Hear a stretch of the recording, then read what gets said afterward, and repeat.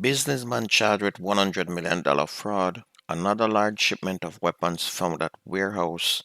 Police cut down two more alleged gangsters. This is Undiluted News. Mikey Bones reporting.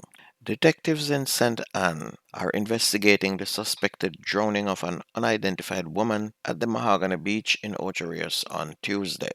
And it's reported that a woman who appeared to be in her mid-50s and who is clad in a floral swimsuit was taken to the St. Anne's Bay Hospital by citizens where she was pronounced dead by a doctor on duty. The medical staff at the hospital informed investigators that the citizens reported seeing the deceased woman unresponsive in the water at the beach, after which she was taken to hospital.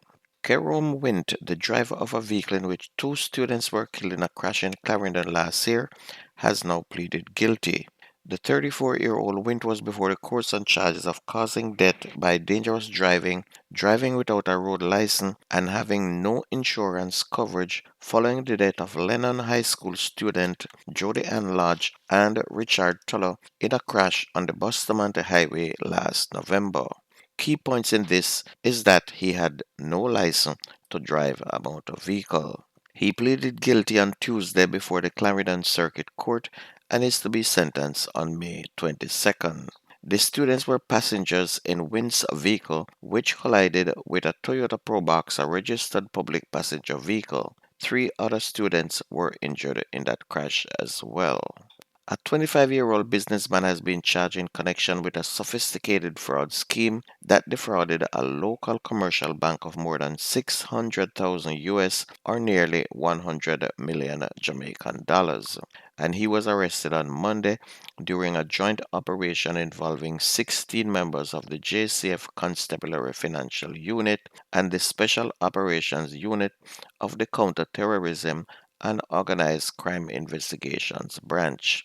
The cops executed a search warrant at the Whole Harbor St. Catherine residence of Jerhoden Hines, operator of Original 24K Clothing Company. Investigators allege that between November 13 and December 28 of 2022, Mr. Hines and his co-conspirators manipulated a point-of-sale terminal which was issued by the bank and used it to conduct unauthorized offline transactions. The scheme caused the bank to unknowingly advance funds to Mr. Hines' bank account, which was quickly depleted via withdrawals and transfers.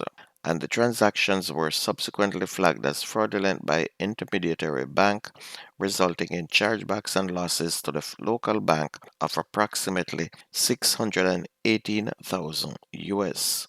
The point of sale device in question was issued by the bank for legitimate business purposes, specifically for processing customer debit and credit card payments while online. But the accused and his accomplice intentionally placed the machine offline mode to exploit the system and commit fraud.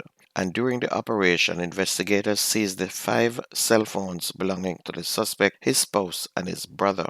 And how this works is if the machine is online, it will debit your account instantly. But if it is placed offline, nothing comes out of your account when you make a purchase. And he was granted station bail in the amount of $400,000 and is scheduled to appear before the Kingston and St. Andrew Parish Court on June 10th. The police have now intercepted another shipment of weapons into the island. Police and customs officials swooped down on a warehouse on Industrial Terrace in Kingston on Wednesday morning, seizing another shipment of goods that included weapons.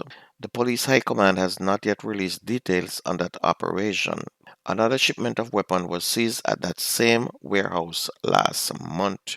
15 handguns, 2 rifles identified as M4 and AK-47 models, and 29 magazines were seized. And the shipment originated in New York in the United States. It also contained 141 rounds of ammunition.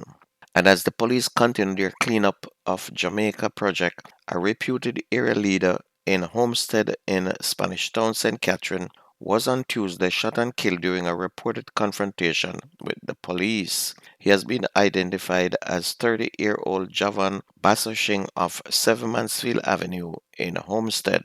The police said the operation was carried out about 2 p.m. A Glock pistol with 7 rounds of ammunition was allegedly seized.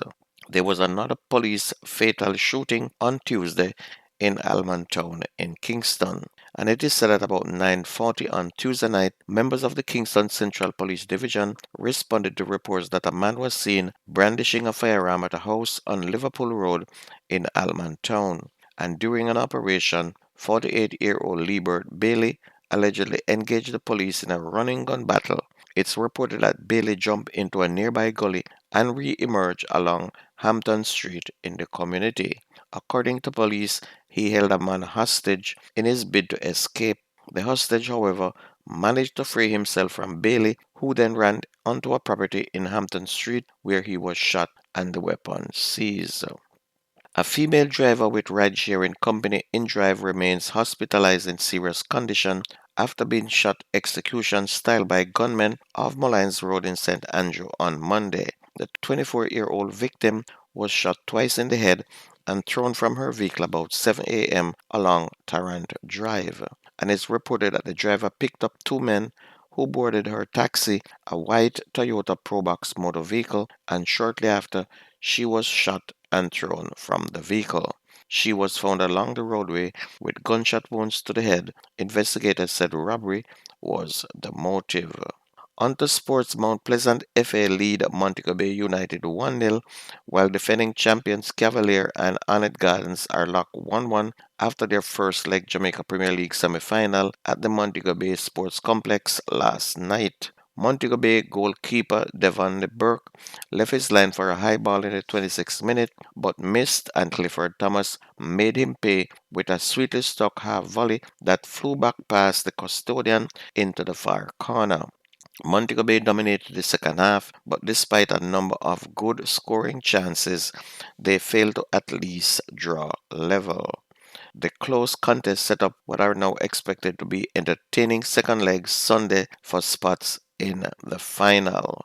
And you can catch me tomorrow evening live and direct from 4 p.m. to 7 p.m. on 25th Century Radio. And if you missed the news, please go to YouTube, type in Jamaican Undiluted News, listen, like, share, so when we upload, you'll be the first to get these reports. That's news and sports. My name is Mikey Bones. Have a good weekend, everybody. I gone.